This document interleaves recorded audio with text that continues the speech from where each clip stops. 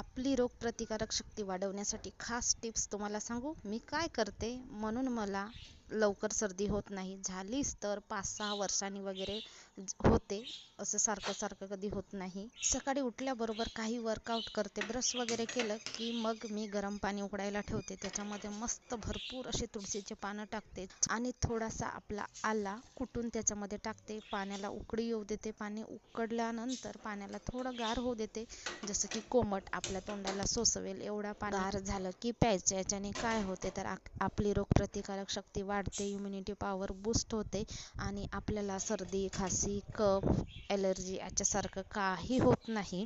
आता तर काय झालं, तुळशी पावडर म्हणजे तुळशी नसेल आपल्याकडे, तुळशीचे पानं नसतील तर मार्केटमध्ये तुळशी पावडर मिळते, त्याचा पण बरेच लोक उपयोग करतात. आणि जर ह्या गरम पाण्यामध्ये मध टाकून पिलं तर आपला वजन सुद्धा कमी होतो. मी आणि माझा रुद्रांश आम्ही दोघं पण सकाळी